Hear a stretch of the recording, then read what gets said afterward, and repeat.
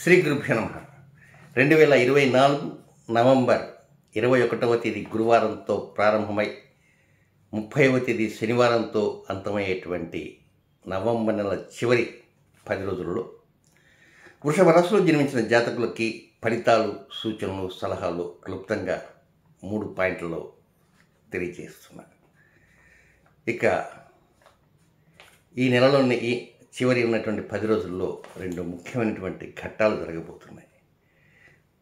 ఒకటి 21వ తేదీ గురువారమే పుష్యమి నక్షత్రం మధ్యాహ్నం 3:35 వరకు ఉంది. అది గురు పుష్య యోగము అంటారు.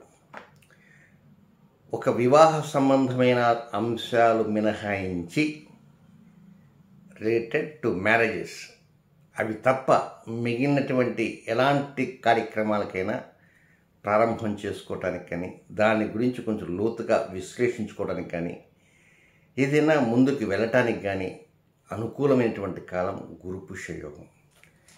అయితే ఒక్కోసారి 24 గంటలు గురు పుష్య యోగం అరుదుగా వస్తుంటుంది. కానీ ఒక్కోసారి గురు పుష్య యోగం కొన్ని గంటలు మాత్రం ఉంటుంటుంది. కొన్నిసార్లు ఉదయం నుంచి మధ్యాహ్నం వరకు ఉంటుంటుంది. కనుక ఇక్కడ గురువారం ప్రాతకాలము, సంగవ కాలము, మాధ్యాహ్నిక కాలము, అపరాహ్నము 4 సమయాలు ఉంది. కనుక ఈ గురుపుష యోగాన్ని వినియోగించుకునే ప్రయత్నం చేయండి. ఇది మొదటి ఘట్టం. రెండవ ఘట్టం మరొక గురువారం ఉంది. ఆ గురువారం 28వ తేదీ వస్తుంది. ఆ రోజు స్వాతి నక్షత్రం రాబోతున్నది. మరి దాంట్లో ఉన్నటువంటి గొప్పతనం ఏమిటి, ఆ వివరాలకు సంబంధించినటువంటి ప్రత్యేకంగా ఒక 2-3 నిమిషాలు చెప్తే అది పూర్తి కాదు. ఒక 10 నిమిషాలనే చెప్పాలా. దానికి సంబంధించిన వివరం వెంటనే ఈ రాశి ఫలితాల వీడియో కాగానే అందిస్తాను. మరొక గమనిక ఏమిటంటే, ఒక్కొక్కసారి ఒకే రోజున 12 వీడియోలు వదిలేస్తున్నాను అనుకోండి. అది మామూలుగా వీడు ఏం చేస్తారంటే యూట్యూబ్ వాళ్ళు ఒక 4-5 వీడియోల వరకు మీకు పంపిస్తారు. తర్వాత ఇంకా సబ్స్క్రిప్షన్స్ ఎవరు తీసుకున్నారో వారికి రావు. అందుచేత ఇంకా మా వీడియో రాలేదేమో అనుకుంటారు. కనుక మీకు గనక మొదటి వీడియో వచ్చింది అనగానే తర్వాత ఇంకా సింహరాశి, కన్యారాశి, తులారాశి, వృశ్చిక రాశి వరుసగా వచ్చేస్తాయనే విధంగా యూట్యూబ్ ఓపెన్ చేసి మీకు చూసుకోవటానికి ప్రయత్నం చేయండి. ఏం చేస్తారంటే, మనకి ఇంకా ఇన్ఫర్మేషన్ రాలేదే, మీరు సబ్స్క్రిప్షన్లో ఉన్నప్పటికి కూడా ఒక్కోసారి మొదటి 4-5 వీడియోలు మాత్రమే వస్తాయి, తర్వాత రావు. కనుక ఆ ప్రయత్నం చేయండి. నెక్స్ట్గా మొదటి పాయింట్కి వద్దాం. 21వ తేదీ ఉదయం నుంచి 22వ తేదీ సాయంత్రం 5:10 దాకా ఉన్నటువంటి టైం, ఇది కొంచెం ఆహ్లాదంగా ఉన్నట్టుగా అనిపిస్తుంటుంది. చాలా ఆనందంగా ఉన్నట్టుగా అనిపిస్తుంటుంది. ఏదో క్రొత్త నిర్ణయాలతో ముందుకు వెళ్తున్నట్టుగా అనిపిస్తుంటుంది. ముఖ్యంగా సోదరులతో, అంటే రక్త సంబంధీకులతో కొంచెం గొప్పగా, విశేషంగా అనుకూలించే విధంగా పరిస్థితులు ఉంటాయి. దాదాపుగా ఇవన్నీ కలిసి 94% వరకు అనుకూలంగా ఉంటే, ఒక 6% మాత్రమే ఎక్కడో ఏదో తేడాగా ఉన్నట్టుగా అనిపిస్తుంటుంది. కొంచెం గమనించాలా తేడా ఎక్కడ ఉంది అని. కనుక ఆ 21, 22 కరెక్ట్గా మీ రాశికి 3వ స్థానంలో చంద్రుడు సంచారం చేస్తుంటారు. ఆ 3వ స్థానాన్ని భాతృస్థానము అంటారు, సోదర లేక సోదరి స్థానం. అయితే 21వ తేదీ ఆ గురు పుష్యం జరుగుతుంది కనుక ఆ సమయంలో కొన్ని ముఖ్య కార్యక్రమాలు చేసుకోవడానికి ప్రయత్నం చేయండి. ఇక రెండవ పాయింట్, 22వ తేదీ సాయంత్రం 5:10 ప్రారంభమై 27వ తేదీ సాయంత్రం 6:07 వరకు ఉన్నటువంటి సమయం అంతా కూడా మొదటి 2 రోజులకి ఉన్నటువంటి ఆనందం అక్కడ ఉండదు. అది కొంచెం భిన్నంగా ఉంటుంది.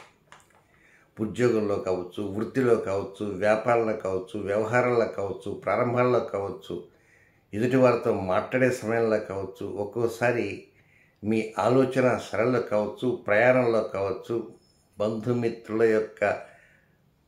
తో కలిసి మాట్లాడాలని తలంపులో కావచ్చు, లేదా ముఖ్య ప్రయాణాల్లో కావచ్చు, ఆ సమయం కొంచెం అనుకూలంగా ఉండదు. దీన్ని పరోక్షంగా స్వయంకృతాపరాధము అంటారు. ఎవరు చేసుకున్న కర్మకు వారే బాధ్యులు. అంటే ఇలా చేయకుండా ఉంటే బాగుండేది అని తర్వాత అనుకుంటారు. అదొక సినిమాలో ఉంది, ఆ ముక్కని లెక్కెట్టే ముందే చెప్పాలంటారు రావు గోపాలరావు. అలాగే ఒక కార్యక్రమం చేసే సమయంలో దీని పర్యవసానం ఎలా ఉంటుంది అని ముందే ఊహించుకోవాలి. ఒకరితో ఒక మాట మాట్లాడే సమయంలో దాని పర్యవసానం ఏ విధంగా అవుతుంది, ముఖ్యంగా తండ్రితో కావచ్చు, చెల్లితో కావచ్చు, సోదరులతో కావచ్చు, అక్కతో కావచ్చు, అమ్మతో కావచ్చు, బంధువులతో కావచ్చు, సహ ఉద్యోగులతో కావచ్చు, బాస్తో కావచ్చు, దారిన పోయే దానయ్యతో కావచ్చు. దారిన పోయే వాడిని కూడా కదిలించుకుంటారు కొంతమంది. కదిలించుకుంటే వాడు అప్పటిదాకా బాగున్న వ్యక్తి ఉన్న పరంగా మనల్ని ఇబ్బంది పెట్టే విధంగా కూడా పరిస్థితులు వస్తుంటాయి. సో తనకు మారిన ధర్మం మొదలు చెడ్డ బేరము కనుక మీ పని ఎంతవరకు అంతవరకు చూసుకోండి. మీరు ఏదైనా క్రొత్త అంశం మీద దృష్టి ఉంచితే ఆ అంశం మనకేమన్నా ఎదురు తిరుగుతుందా అనేది కూడా ఆలోచన చేయాలి. ముఖ్యంగా సంతాన విషయాలపైన కూడా నేను చెప్పేటువంటి పాయింట్ వర్తిస్తుంది. అది కూడా సంతాన విషయాలలో కూడా ముఖ్యంగా 25వ తేదీ ఉదయం నుంచి 27వ తేదీ సాయంత్రం దాకా. చూసారా? కనుక కొంచెం జాగ్రత్తగా ఆలోచన చేస్తూ ఉండాలి. ఇక 23, 24 ఈ 2 రోజుల్లో ఉద్యోగం, వ్యాపారాలు, వ్యవహారాలు 23, 24.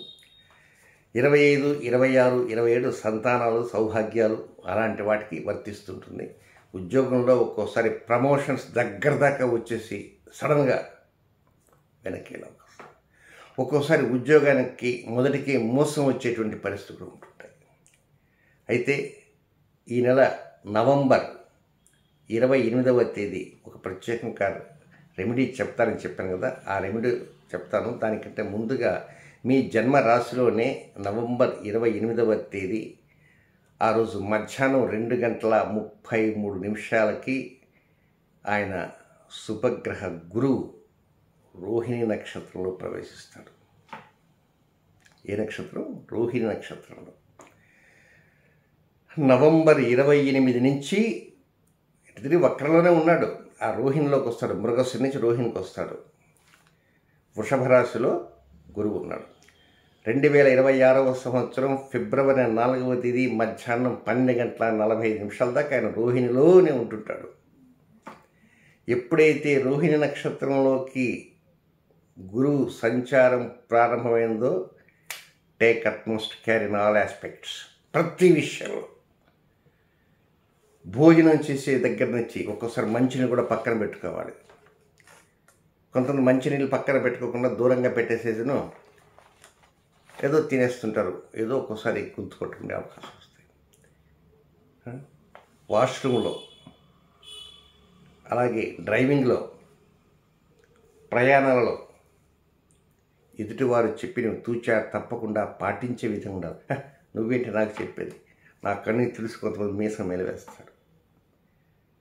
మనకంటే అవతల వారు పెద్దగా స్టామినా ఉన్నవాళ్ళు కాదు అనుకున్నప్పటికి కూడా ఒక్కోసారి వాళ్ళు చెప్పే దాంట్లోనే గొప్ప విషయాలు ఉంటాయి. అంతా మనకే తెలుసు అని మాత్రం అనుకోకూడదు. రోహిణి నక్షత్రంలో గురు సంచారం జరుగుతున్నటువంటి ఫిబ్రవరి 4వ తేదీ వరకు, from November 28 onwards to February. November ఏముంది, 28, 29, 30 నవంబర్ అవుతుంది. డిసెంబర్ 30 రోజులు గడవాలి, జనవరి 30 గడవాలి, 64 రోజులు, 62 రోజులు. అక్కడి నుంచి ఫిబ్రవరి ఒక 4 రోజులు, 66 రోజులు. ఈ 66 రోజులు మనకి ఏమీ తెలియదు, మన నిమిత్త మాత్రమే. అవతలవాడు అవతల వ్యక్తి బాగా తెలుసు అని అనుకోవాలి. అట్లా అనుకోనే ముందు వెళ్తున్నారు. ఆ విధంగా అనుకోగలిగితేనే మనుగడ కొనసాగును, లేకపోతే మనుగడ కొనసాగడం కష్టం. వ్యాపారంలో కావచ్చు, వృత్తిలో కావచ్చు, స్వయం ఉపాధి రంగాల్లో కావచ్చు, షేర్ మార్కెట్లో ఉండేటువంటి వారు కావచ్చు. కనుక దీంతోపాటు ఏదో రకరకాలైనటువంటి ఇంపోర్ట్స్, ఎక్స్పోర్ట్స్ చేస్తుంటారు వారు కావచ్చు. ఎలాంటి ఉద్యోగము సద్యోగము లేనటువంటి నిరుద్యోగులు కూడా, అలాంటి నిరుద్యోగులకు కూడా ఎదుటివారు ఒక్కోసారి ఏదో వారికి తోచిన వివరం చెప్తే అది మీకు అమృత తుల్యంలాగా పనిచేస్తుంది. దట్టు నవంబర్ 28వ తేదీ స్వాతి నక్షత్రం మంచి రెమెడీ చెప్తాను కదా, అది మీ కెరీర్కి సంబంధించిన రెమెడీ. చాలా గొప్ప విషయం.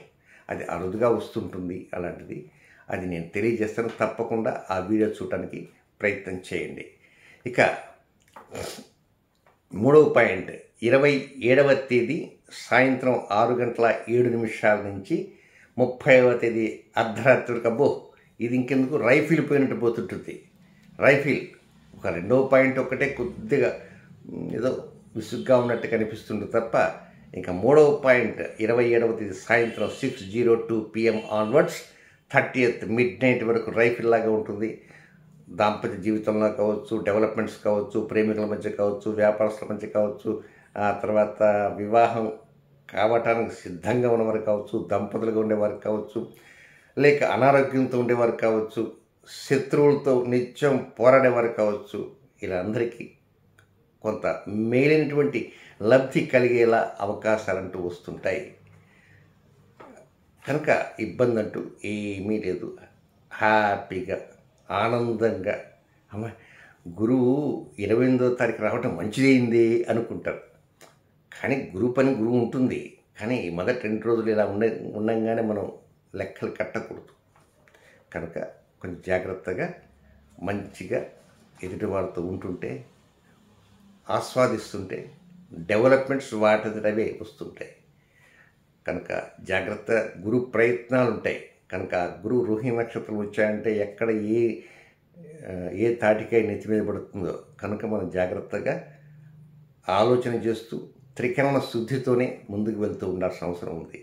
ఇక నెక్స్ట్ ఈ రాశిలో జన్మించిన నక్షత్ర జాతకులు ఉంటారు. కృత్తికా నక్షత్ర 2, 3, 4 పాదాల్లో జన్మించిన జాతకులకి 21వ తేదీ గురువారం మధ్యాహ్నం 3:35 నుంచి 22వ తేదీ శుక్రవారం సాయంత్రం 5:10 వరకు వాస్తవంగా అనుకూలం కాదు. ఇందాకనే కదండి మొదటి పాయింట్లో చెప్పారు అని చెప్పా. కానీ ఇది నక్షత్రం ప్రకారంగా ఆ సమయంలో క్రొత్త కార్యక్రమాలు ఏవైనా ఉంటే వాటికి శ్రీకారాలు చుట్టవద్దు. రొటీన్ కార్యక్రమాలు చక్కగా చేసుకుంటూ ఉండండి. ఏదైనా కొనుగోళ్ళు, ఏదైనా బంగారం కొనగల ఇలాంటివి కొనుగోలు లాంటివి వద్దు. ఆ టైం ముందే కొనడానికి ప్రయత్నం చేయండి. నెక్స్ట్ రోహిణి నక్షత్రంలో జన్మించిన జాతకులకి 22వ తేదీ శుక్రవారం సాయంత్రం 5:10 ప్రారంభమై 23వ తేదీ శనివారం రాత్రి 7:27 వరకు వీరికి కూడా అనుకూలమైన సమయం కాదు. రొటీన్ కార్యక్రమం మాత్రం చక్కగా చేసుకోవచ్చును. ఇక 3వ నక్షత్రం మృగశిర నక్షత్ర మొదటి 2 పాదాల్లో జన్మించిన వృషభ రాశి జాతకులకి 23వ తేదీ శనివారం రాత్రి 7:27 నుంచి 24వ తేదీ ఆదివారం రాత్రి 10:16 వరకు వారికి అనుకూలమైనటువంటి సమయం కాదు. ఇది వ్యతిరేక సమయం, విసర్జనీయ సమయము. కనుక క్రొత్త కార్యక్రమాలకి ఆ సమయంలో శ్రీకారాలు చుట్టకుండా, క్రొత్త కార్యక్రమాల వైపు వెళ్లకుండా, కొత్త పర్చేజులు అలాంటివి చేయకుండా రొటీన్ కార్యక్రమాలతో చక్కగా చేసుకోవచ్చు. ఇక ముఖ్య గమనిక, నేను తిరుపతి పట్టణంలో డిసెంబర్ మొదటి వారంలో ఉంటానని చెప్పగా ఉంటున్నాను. చాలామంది కాల్స్ చేశారు. కానీ కాల్స్ ఎక్కువగా వస్తున్న కారణంగా అందరినీ ఆ డిసెంబర్ నెల మొదటి వారంలోనే వాళ్ళందరినీ కొంచెం స్టడీ చేయడం కష్టం కనుక జనవరి మొదటి వారంలో కూడా తప్పకుండా వస్తాను. కనుక ఈ సమయంలో మీకు అవకాశం లేనటువంటి వారు జనవరి మొదటి వారంలో కూడా ప్రయత్నం చేసుకోవచ్చు. జనవరి మొదటి వారంలో 3 రోజులు ఉండడానికి ప్రయత్నిస్తాను. డేట్ అనేది తర్వాత ఇన్ఫార్మ్ చేస్తాను. ఇక కాంటాక్ట్ చేయవలసిన నెంబర్ 9348632384. ఈ నెంబర్కి కాల్ చేసి ముందు నుంచే ఆ టైం బుక్ చేసుకోవచ్చు. శుభం.